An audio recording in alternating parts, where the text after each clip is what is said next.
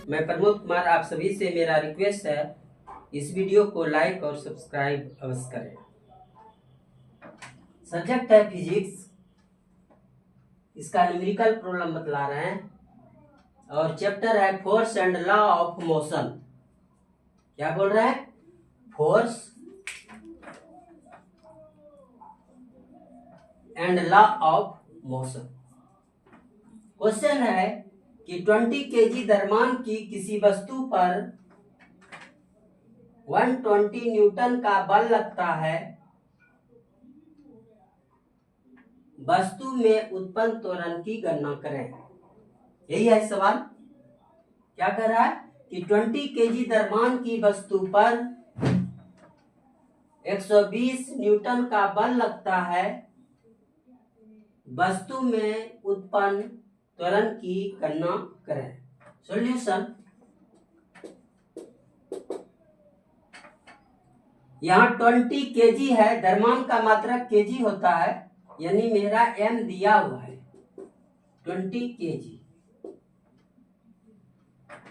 और बल का मात्रक न्यूटन होता है, यानी 120 न्यूटन है मेरा वो फोर्स है। तो कहता है कि त्वरण का गणना करें, यानी A is equal to what. हम जानते हैं कि F इक्वल टू होता है M इंटू A, ये होता है। अब इसमें मान रख देंगे कि F का मान कितना है, 120 है, और M का मान कितना है, 20 है, और इंटू A, यानी 6 इज इक्वल टू A, इसलिए A इज इक्वल टू 6। त्वरण का यूनिट होता है मीटर पर सेकेंड स्क्वायर, और वेलोसिटी का यूनिट होता है मीटर पर सेकेंड। दोनों में डिफरेंस है, इसको ठीक से याद रखेंगे। A is equal to metre per second square. वेग का यूनिट मीटर पर सेकेंड, और एक्सेलरेशन का यानी त्वरण का मीटर पर सेकेंड स्क्वायर। यही मेरा एक्सेलरेशन निकल गया। नेक्स्ट क्वेश्चन, उस वस्तु का द्रव्यमान ज्ञात करें, यानी m ज्ञात करना है, जिस पर 625 न्यूटन का बल लगाने पर 35 मीटर पर सेकेंड स्क्वायर का त्वरण उत्पन्न करता है। यही है सवाल। यहां देखिए, न्यूटन दिया है, मतलब फोर्स दिया है। बल का मात्रक क्या होता है एसआई में, न्यूटन, और सीजीएस में क्या होता है, dyne. Solution, F is equal to 625 newton. यहां देखिए 35 मीटर पर सेकेंड स्क्वायर। अगले वीडियो में बताए थे कि वेलोसिटी का जो यूनिट होता है, यानी वेग का जो यूनिट होता है, वो मीटर पर सेकेंड होता है, और एक्सेलरेशन का जो यूनिट होता है वो मीटर पर सेकेंड स्क्वायर होता है। यानी ये मेरा दिया हुआ है A equal to 35 metre per second square. तो कहता है कि M is equal to what. क्या कर रहा है कि M is equal to what. हम जानते हैं कि F is equal to M into A।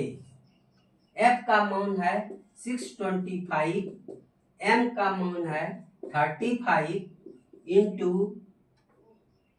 M तो निकालना ही है, M है, और एक्सेलरेशन का मान दिया हुआ है 35।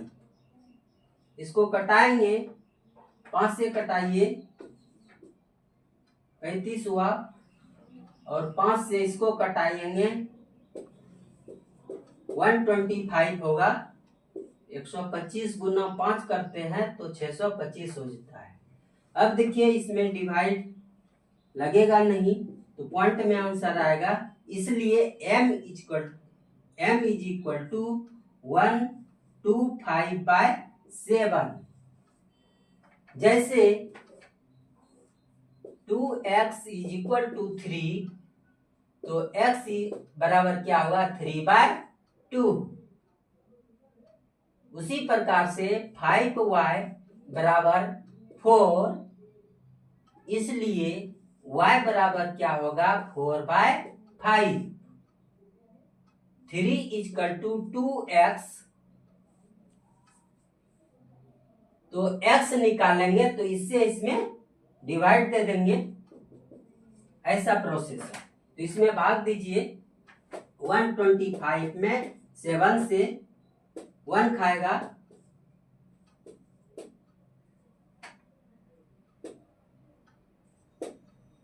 49 हुआ पॉइंट। यानी कहने का मतलब